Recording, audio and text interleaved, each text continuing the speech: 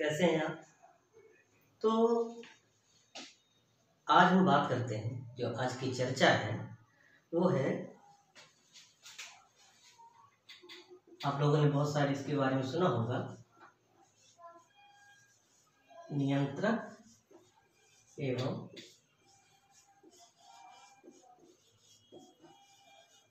महालेखा परीक्षक। इसे कहते हैं CAG, कंट्रोलर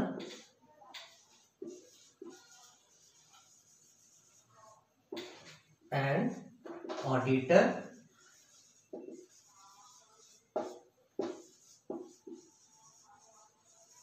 जनरल, नियंत्रक एवं महालेखा परीक्षक।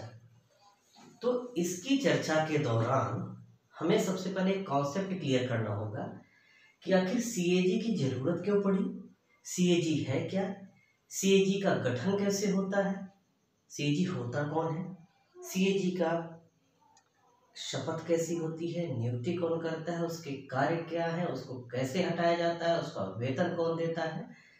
तो इन्हीं सब चीज़ों की जानकारी के साथ मैं आपके सामने हाजिर हूँ।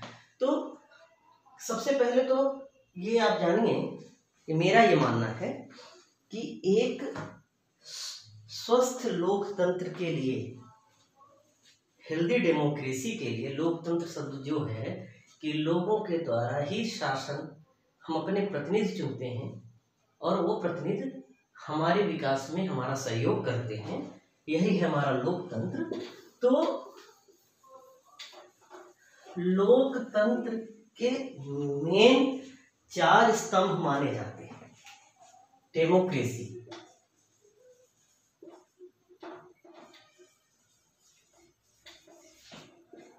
लोकतंत्र, लोकतंत्र के 4 स्तंभ हैं। पहला है न्यायपालिका।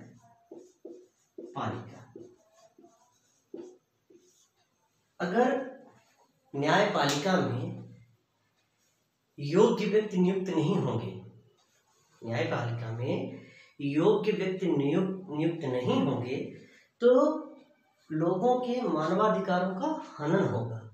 तो ये लोकतंत्र का एक आधार स्तंभ है न्यायपालिका। और आज भी आप लोग देखते होंगे कि हम अगर किसी भी मैटर पे सबसे ज्यादा भरोसा करते हैं तो है न्यायपालिका। I will see you in court. अगर कोई भी मैटर आता है तो लोग यही वर्ड बोलते हैं कि मैं तुम्हें कोर्ट में देख लूंगा। ये इसकी विश्वसनीयता है, ये विश्वसनीयता है लोकतंत्र के मजबूती की। फिर दूसरा आधार स्तंभ होता है चुनाव आयोग। हमारे द्वारा चुने गए लोग जो हैं, अच्छे लोग जाए,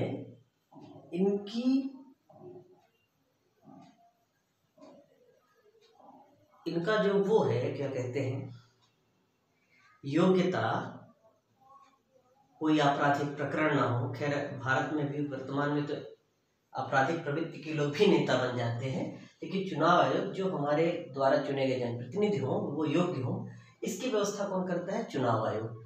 बाहुबली लोग जीत के ना आए और ऐसे लोग ना चुन के आए जो बूथ कैप्चरिंग करके आए हों, तो वो किसी भी स्थिति में विकास का कार्य तो कर ही नहीं सकते। इन सब चीजों की व्यवस्था कौन करता है? चुनाव आयोग। फिर तीसरा है CAG, जिस पर आज चर्चा की जाएगी, CAG। और अगला है लोक सेवा आयोग।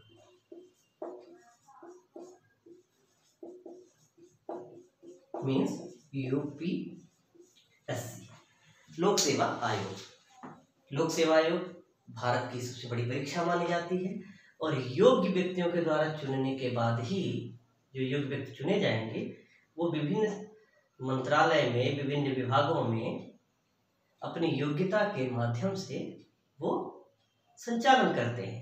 तो कुल मिला के कहने का मतलब ये है कि ये 4 स्तंभ हैं। इन चारों स्तंभों में जो आज चर्चा की जाएगी वो है CAG की। कंट्रोलर एंड ऑडिटर जनरल है क्या? नियंत्रक एवं महालेखा परीक्षक।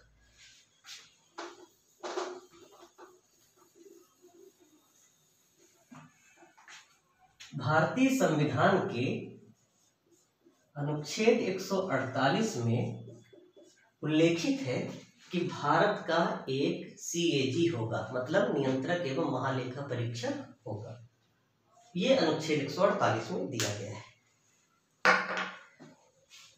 क्योंकि संविधान के अंतर्गत दिया गया है तो इसका मतलब यह है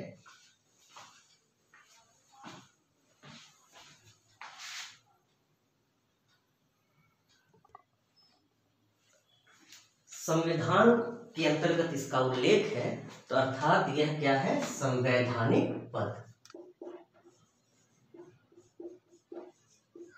संवैधानिक पद, संविधान में जिन पदों का प्रावधान किया जाता है वो संवैधानिक पद कहलाते हैं। जैसा कि मैं आपको बताना चाहूँगा कि भारतीय संविधान में उप प्रधानमंत्री और उप मुख्यमंत्री का कोई पद नहीं है, अतः ये संवैधानिक पद नहीं माने जाते। तो ये पहली बात हो गई कि अनुच्छेद 147 कहता है कि भारत का एक नियंत्रक एवं महालेखा परीक्षक होगा। अब बात आती है इसकी योग्यता की। योग्यता सॉरी, तो योग्यता जो है, भारतीय संविधान में सीएजी की योग्यता का कहीं उल्लेख नहीं है। अभी सोचिए, किसी हास्यास्पद बात है कि जो भारत सरकार के द्वारा किए गए खर्चों को ऑडिट करता हो, उसकी योग्यता का कहीं भी उल्लेख हमारे संविधान में नहीं है। तो इसका उल्लेख कहीं नहीं है। इसमें सीधे सीधे कह दिया गया कि संसद निर्धारित करे, संसद निर्धारित करे कि इसकी योग्यता क्या होगी। अब संसद निर्धारित करेगी कि योग्यता क्या होगी, तो एक 1971 में एक कानून बनाया गया। उस कानून के तहत आईएएस अधिकारी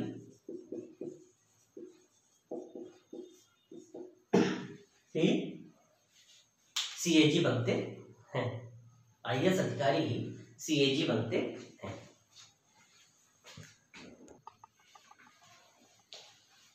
अच्छा, बात आती है कि सीएजी की नियुक्ति कौन करता है। सीएजी की नियुक्ति राष्ट्रपति करते हैं। क्योंकि आपको मैं बताना चाहूंगा कि भारत का जो राष्ट्रपति होता है वो मंत्री परिषद की ही सलाह पर काम करता है।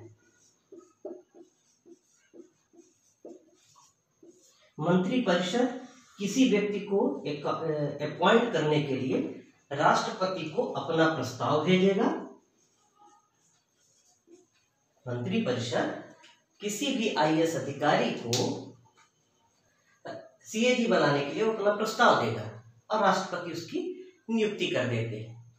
अब बात आप लोग सोचिए कि इन्हीं मंत्री परिषद के किए गए कार्यों को ऑडिट करने का काम सीएजी का है। तो अब ये क्यों चाहेंगे कि बहुत ही ज्यादा योग्य व्यक्ति पहुंच जाए या कि बहुत ही ज्यादा ईमानदार व्यक्ति पहुंच जाए कि हमारे कार्यों को ऑडिट करे। तो ये थोड़ा सा ये निगेटिव पॉइंट है इस मैटर के लिए। इसके लिए एक अगर व्यवस्था होनी चाहिए वो थी कॉलेजियम। कॉलेजियम व्यवस्था होनी चाहिए थी जिसके तहत इसमें 5-6 मेंबर बन जाते और वो प्रस्ताव तैयार करते। उसमें आप हमारे प्रधानमंत्री हो सकते हैं, लोकसभा में विपक्ष के नेता हो सकते हैं और कोई वरिष्ठ अधिकारी जैसे कि सुप्रीम कोर्ट के जज हो सकते हैं। इनके थ्रू अगर कॉलेजियम सिस्टम से अगर सीएजी की नियुक्ति की जाती तो और अच्छा होता। और इसका प्रस्ताव लालकृष्ण आडवाणी जी ने दिया था और उनके इस प्रस्ताव को माना नहीं गया। लेकिन सीएजी की नियुक्ति जो हो जाती है वो कौन करता है, राष्ट्रपति मंत्री परिषद की सिफारिश पर। अगर कॉलेजियम व्यवस्था से अगर नियुक्ति होती तो हमारे डेमोक्रेसी के लिए, लोकतंत्र के लिए बहुत ही हेल्दी डिसीजन होता, लेकिन नहीं है। मंत्रिपरिषद अपनी सिफारिश देता है और राष्ट्रपति उनकी नियुक्ति कर देता है। और ध्यान रखेंगे कि राष्ट्रपति इनकी नियुक्ति के लिए वारंट जारी करता है। ध्यान रखिएगा, कुछ ही पद हैं, राष्ट्रपति तो ऐसे बहुत सारे लोगों की नियुक्ति करता है, लेकिन इसके लिए वारंट जारी होता है। वारंट मतलब अरेस्ट वारंट नहीं, वारंट मतलब होता है अधिपत्र। और ये बहुत सारे एग्जाम्स में ये प्रश्न पूछे जाने लगे हैं कि राष्ट्रपति किन पदों के लिए वारंट जारी करता है। तो कुछ ही खास पद हैं, उनमें से एक है सुप्रीम कोर्ट के जज, गवर्नर, सीएजी। तो आप मान सकते हैं कि सीएजी का जो पद है वो सुप्रीम कोर्ट के जज के समकक्ष माना जाता है। तो ये हो गया अगली जानकारी। फिर बात आती है कि सीएजी को शपथ कौन दिलाता है।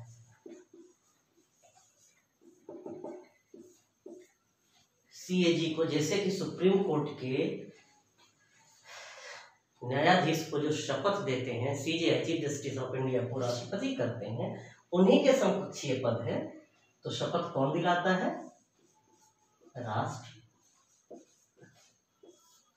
राष्ट्रपति इनको शपथ दिलाते हैं और इनकी शपथ होती है संविधान के प्रति निष्ठा की शपथ। अनुसूची 3 में, भारतीय संविधान के अनुसूची 3 में संवैधानिक पदों पर नियुक्त लोगों के शपथ निर्धारित किए गए हैं। कोई मनमौजी शपथ नहीं ले सकता। उसी शपथ के अनुसूची 3 के तहत ये भारतीय संविधान के प्रति निष्ठा की शपथ लेते हैं। अब इनका कार्यकाल,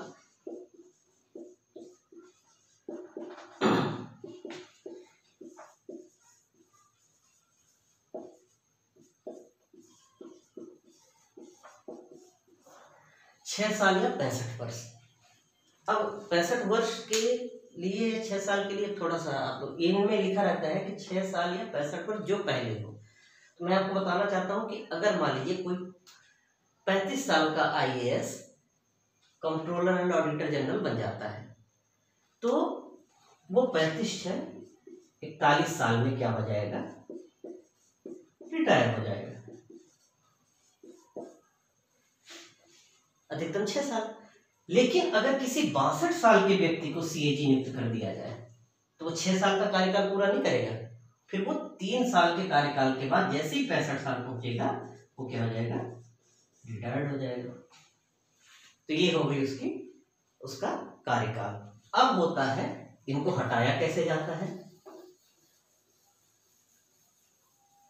हटाया जाना,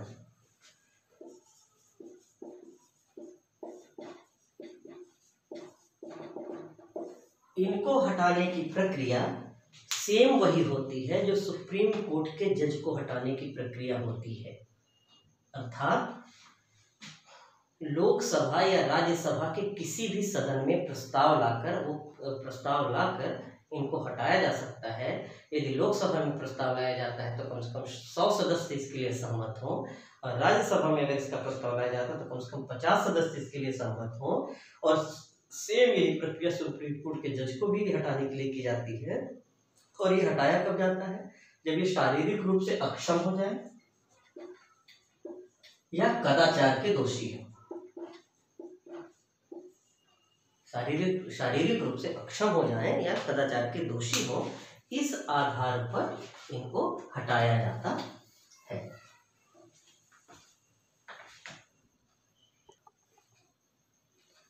अब बात आती है इनके वेतन की। कौन तय करता है? सदन से ही इनका वेतन तय होता है और भारत सरकार के संचित निधि से इनको वेतन दिया जाता है। मैं आपको बताना चाहूंगा कि संचित निधि से ही भारत के सुप्रीम कोर्ट के जज, राष्ट्रपति, इन सबको वेतन दिया जाता है। तो संचित निधि से वेतन देने का अर्थ ये है कि इनके कार्यकाल के दौरान सीएजी रहते हुए ना तो इनका वेतन कम किया जा सकता है, न इनके वेतन को रोका जा सकता है।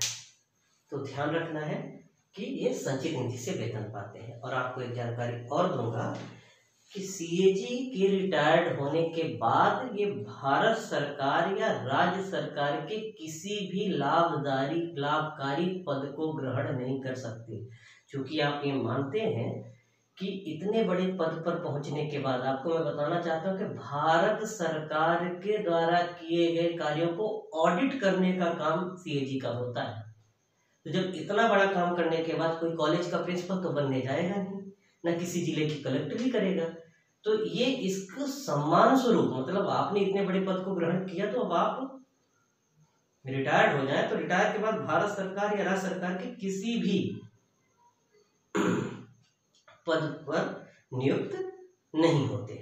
ठीक है, तो अब बात आती है इनके कार्य की। इतनी जानकारी तो हो गई, अब बात आती है कार्य की।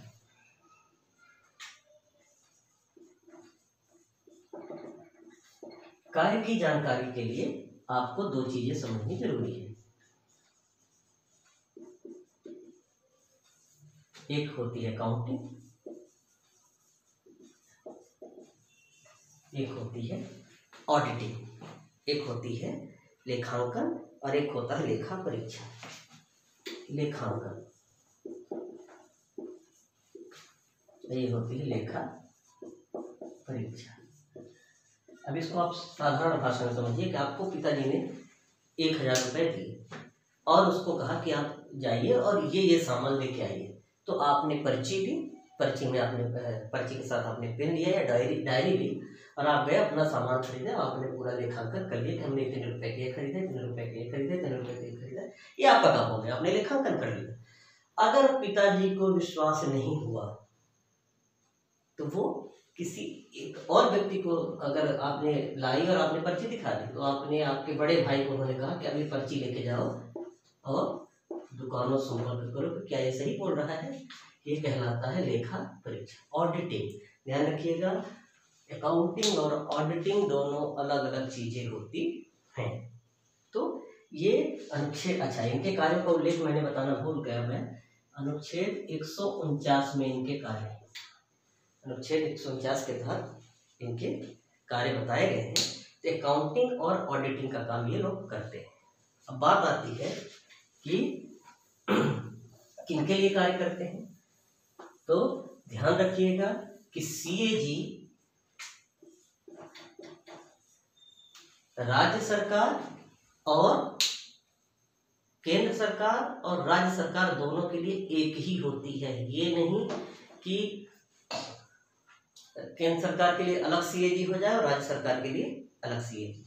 तो सीएजी जो है वो राज्य सरकार के लिए भी वही काम करेगी और केंद्र सरकार के लिए। कार्य इनका क्या है, भारत सरकार के द्वारा विकास हेतु जितने बजट का प्रावधान किया जाता है उन बजट को उसी मद में खर्च करने की जिम्मेदारी मंत्री परिषद की रहती है।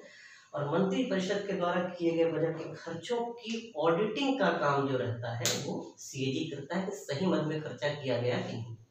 तो ये भारत सरकार के दिए गए कार्यों को ये ऑडिट करता है। और मैं आपको बताना चाहूँगा कि 1950 से लेकर 1976 तक ये दोनों कार्य करती थी। दोनों कार्य करने का मतलब ये था कि वो अकाउंटिंग का भी काम करती थी और ऑडिटिंग का भी काम करती थी। तो इसका बड़ा विरोध हुआ। विरोध इसलिए हुआ कि अगर आप अकाउंटिंग, आपने जैसे मुझे कह दिया जाए कि अब आप को हमको पैसा मिला और मैंने उसको खर्च कर लिया और कह दिया कि जांच कर लो, तो मैं क्यों कहूँगा कि मैंने गलत जगह पर खर्च किया। ऐसा तो कोई तुक ही नहीं बनता। तो मैंने उसको मैं अपने हिसाब से कर लूँगा। तो इसका विरोध हुआ। तो 1976 में भारत सरकार के लिए अकाउंटिंग का काम देखने के लिए दूसरे विभाग को निर्धारित कर दिया गया और ये ऑडिटिंग बस करता है। यही कि राज्य सरकार के लिए बोला गया तो राज्य सरकारों ने हाथ खड़ा कर दिया कि देखिए मैं तैयार नहीं हूँ, ना मेरे पास इतने वेतन की व्यवस्था है कि मैं अकाउंटिंग का काम अलग से करूँ और ऑडिटिंग का काम अलग से करवाऊँ। तो लेकिन आपको ध्यान रखना है कि केंद्र सरकार के लिए, भारत सरकार के लिए अकाउंटिंग का काम अब सीएजी नहीं करती है और ऑडिटिंग का काम करती है। जबकि स्टेट गवर्नमेंट के लिए अकाउंटिंग और ऑडिटिंग दोनों का कार्य सीएजी कर रही है। तो ये सीएजी का कार्य हुआ। अब अनुच्छेद 150,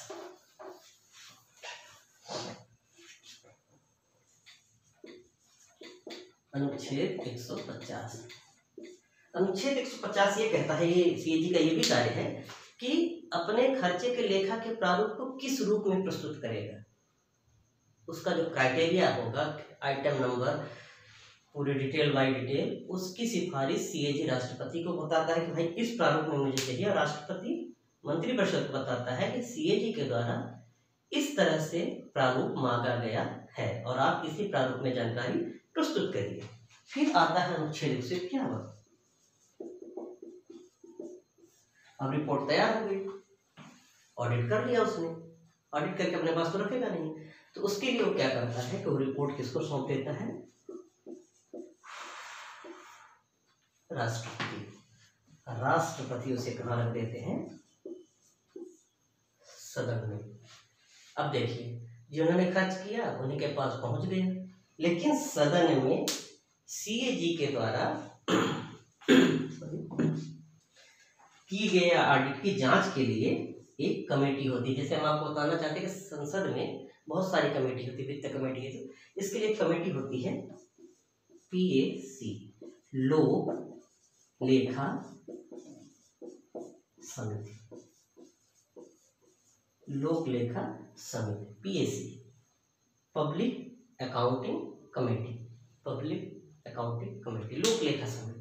इसमें 22 सदस्य होते हैं और ये जरूरी नहीं कि सत्ता पक्ष के ही हो। देखिए, यहीं से थोड़ा सा निष्पक्षता आती है कि जरूरी नहीं कि वो सत्ता पक्ष के ही हो। तो 22 सदस्य सीएजी के द्वारा दिए गए रिपोर्ट की जांच करते हैं, और इन सदस्यों में 15 सदस्य जो होते हैं वो होते हैं लोकसभा के,